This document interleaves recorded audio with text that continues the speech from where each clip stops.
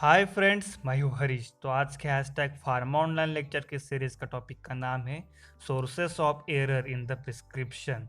तो जो कि हमारे फार्मास्यूटिक्स सेकंड का फर्स्ट चैप्टर है प्रिस्क्रिप्शन, उसका पार्ट थर्ड है। उसके दोनों पार्ट की लिंक डिस्क्रिप्शन में है और ऊपर आई बटन में भी मिल जाएंगी, उसको भी ज़रूर देख लेना। सो आज के इस वीडियो में और इस लेक्चर में हम देखने वाले हैं कि प्रिस्क्रिप्शन में कहाँ कहाँ गलतियाँ हो सकती है और उसके सोर्सेस कहाँ है, इसके बारे में। सो आपको यही रिक्वेस्ट है कि प्लीज़ इस लेक्चर को लास्ट तक ज़रूर देखिए, तभी आपको सभी टॉपिक के जो अच्छे से समझ में आएगा। तो sources of error in the prescription. तो सबसे पहला सोर्स है, मतलब कहाँ से गलतियाँ हो सकती है, वो है एब्रीवेशन। एब्रीवेशन मतलब क्या होती है, जो भी शॉर्ट फॉर्म लिखते हैं ना डॉक्टर्स प्रिस्क्रिप्शन में, वो तो देखते हैं किस तरह से गलती हो सकती है। Abbreviation presents a problem in understanding the part of the prescription order. मतलब जो भी प्रिस्क्रिप्शन में क्या लिखा है और कौन सी ऑर्डर दी है प्रिस्क्रिप्शन में, ये समझने में थोड़ा प्रॉब्लम होता है एब्रीवेशन की वजह से, मतलब शॉर्ट फॉर्म की वजह से। Extreme care should be taken by pharmacist in interpreting the abbreviation. मतलब बहुत ज़्यादा केयर करनी पड़ती है और बहुत अच्छे से उसको देखना पड़ता है कि एब्रीवेशन क्या है जब भी प्रिस्क्रिप्शन आप इंटरप्रेट करते हो और देते हो।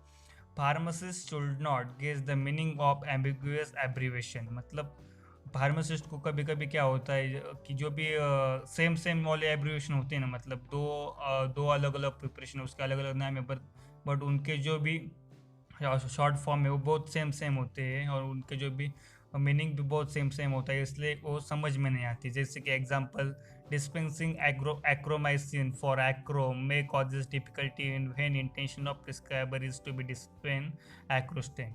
मतलब क्या है, यहाँ पर देखो, अगर एक्रो लिख कर आया है प्रिस्क्रिप्शन में, जो भी प्रिस्क्राइबर है डॉक्टर ने एक्रो लिख कर दिया है, फिर फार्मासिस्ट को टेंशन आता है और कन्फ्यूजन होता है कि एक्रोमाइसिन देनी है या एक्रोस्टेन देना है, स्टे 3 दिन है। इस तरह के जो भी है प्रॉब्लम क्रिएट होती है और जब भी एब्रिवेशन होते हैं ना, यहाँ पर गलती होने के चांसेस होते हैं। इसलिए अगर कोई भी कंफ्यूजन होता है तो फार्मासिस्ट को डॉक्टर के साथ और प्रिस्क्राइबर के साथ बात कर कर पूछ लेना चाहिए कि ये किस लिए और क्या दिया गया है, जिससे कि कोई भी गलती ना हो। एक सोर्स है, मतलब एब्रिवेशन की वजह से भी एक गलती हो सकती है। तो नेक्स्ट जो भी सोर्सेस एरर का प्रिस्क्रिप्शन में है, वो है name of the drug. There are certain drugs whose name looks or sound like those other drugs. Some of the example are such are under। मतलब कुछ कुछ ड्रग जो होते हैं उनके नेम और उनका जो भी प्रोनाउंसिएशन होता है वो सेम सेम होता है, जैसे कि डिजिटॉक्सिन, डिगॉक्सिन, एंडोसाइन, लिंकोसाइन, पैबेलेटेड, प्रोबेबेलेटेड। मतलब इस तरह के उससे दिखने में भी थोड़े सेम सेम होते हैं और उनके प्रोनाउंसिएशन और साउंड भी सेम सेम निकलता है, इसलिए यहाँ पर गलती होने के चांसेस होते हैं। इसलिए यहाँ पर भी एक्सट्रीम केयर करना ज़रूरी होता है नेम ऑफ द ड्रग में। तो थर्ड जो भी सोर्स, मतलब एरर का सोर्स है, वो है strength of the prescription preparation. मतलब जो भी प्रिपरेशन उसके स्ट्रेंथ कितनी है, 250 mg, 500 mg, इस तरह का। The strength of the preparation should be stated by the prescriber. मतलब जो भी प्रिस्क्रिप्शन पर लिख कर दे रहा है डॉक्टर, उसको कितने mg का है और उसकी स्ट्रेंथ क्या है वो लिख कर देना बहुत ज़रूरी होता है। It is essential when the various strength of the product are available in the market.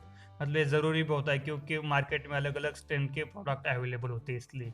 For example, it will be the wrong decision on the part of pharmacist to the dispense paracetamol tablet 500 mg when the prescription for the paracetamol tablet is reverse with no specific strength.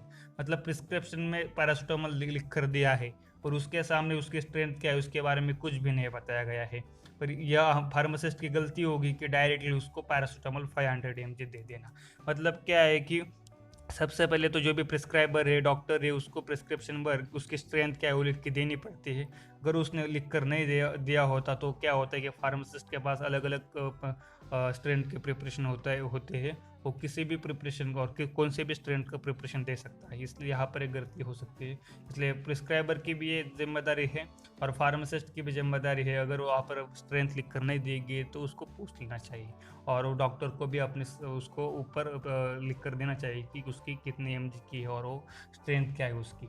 सो जो fourth अभी sources of error है prescription में, वो है dosage form of the drug prescribed. मतलब जो भी prescription में ड्रग दिए उसके dosage form. Many medicine are available in more than one dosage form, example liquid, tablet, capsule and suppositories. The pharmaceutical form of the product should be written on the prescription in order to avoid ambiguity।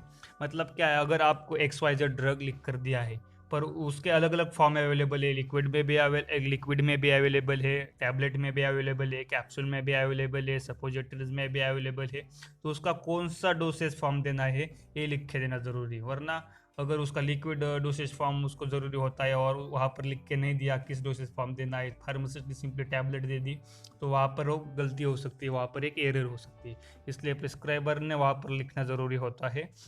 और वहाँ पर अगर लिखा नहीं तो pharmacist की भी जिम्मेदारी बनती है कि आकर वो फ़ोन कर या जाकर पूछ लेना कि यहाँ पर कौन सा डोसेज फॉर्म देना है इनको।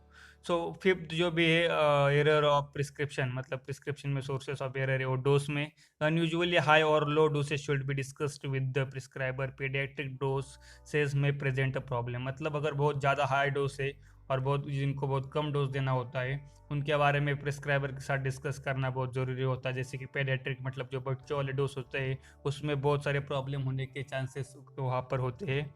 और sometimes reasonable dose is administer too frequently, मतलब कुछ जो भी रीजनेबल मतलब कुछ जो भी डोसेज होते हैं उनको फ्रीक्वेंटली बार बार लेना पड़ता है। Example, prescription for sustain release formulation to be administer after very 4 hours 4 hours should be thoroughly checked because such dosage form are usually administered only 2 or 3 times a day।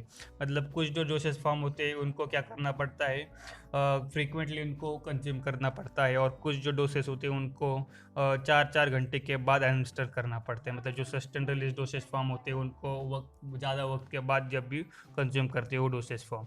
सो अभी जो भी next sources of error है मतलब prescription में वो है instruction for the patient. The instruction for the patient which are given in the prescription are incompleted और omitted।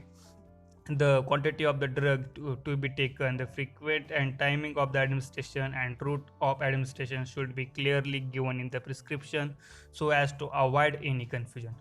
मतलब सिंपल क्या है, जो भी पेशेंट को इंस्ट्रक्शन देने हैं उसके बारे में प्रॉपरली उसके बारे में इंफॉर्मेशन देना ज़रूरी है।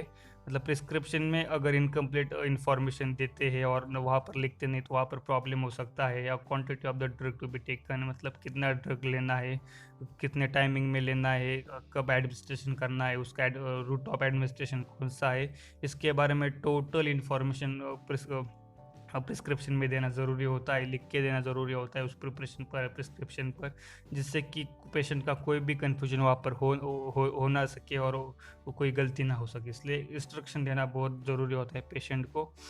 इनकम्पेटेबिलिटीज last is sources of error in prescription. इस पर पूरा एक चैप्टर इनकम्पेटेबिलिटी पर आगे उसके बारे में भी देखेंगे, तो शॉर्ट में यहाँ पर देखते हैं। It is essential to check that there are no pharmaceutical or therapeutic incompatibility in the prescribed preparation, and that different medicine prescribed for the same patient do not interact with each other to produce any harm to the patient। Certain antibiotics should not given with the meal since it significant decrease the absorption of the drug। मतलब simple क्या है कि incompatibility मतलब क्या होता है कि अगर कुछ ड्रग ऐसे होते हैं जो दो ड्रग साथ में लेते हैं तो दोनों में से एक ड्रग दूसरे ड्रग की एक्टिविटी कम कर देता है और ब्लॉक कर देता है। ऐसा हो सकता है, मतलब जैसे कि अगर दो दोस्त बेंच पर बैठते हैं तो उनका फाइट होती है, मतलब वो इनकम्पेटेबल है एक दोनों के साथ, पर उससे जगह कोई और दोस्त है वो अच्छी तरह से रहते हैं, मतलब कंपेटेबल है। मतलब दो प्रोडक्ट और दो मेडिसिन अगर एक साथ लेते हैं तो उसका क्या हो सकता है कि फाइट हो सकती है, कोई एक ड्रग दूसरे ड्रग की एक्टिविटी खराब मतलब ब्लॉक कर सकता है और करता रहता है। इस तरह की कंपेटेबिलिटी हो नहीं रही ना, इसके बारे में प्रिस्क्रिप्शन में चेक करना चाहिए कि हम जो भी ड्रग दे रहे हैं वो सभी कंपेटेबल है, उसमें कोई भी इनकम्पेटेबिलिटी नहीं होनी चाहिए। और इसके बारे में यहाँ पर जैसे antibiotic should not given with the meal, मतलब खाने के साथ एंटीबायोटिक नहीं लेनी चाहिए। इससे क्या होता है कि उसका एब्सॉर्प्शन जो होता है बहुत कम होता है, एक एग्जाम्पल है उसका। सो आई होप आपको सभी टॉपिक और सभी सब कुछ समझ में आया होगा, जैसे कि एब्रीवेशन है, next name of the drugs, tent of the preparation, dosage form, dose, instruction, incompatibility, यही सब सोर्सेस ऑफ एरर है। इसको अच्छे से याद रखो, एग्जाम पॉइंट ऑफ व्यू से बहुत इंपॉर्टेंट है। यहाँ पर तक वीडियो देखा तो कमेंट बॉक्स में ज़रूर बताना। So thanks for watching video, मिलते हैं नेक्स्ट वीडियो में, बाय बाय।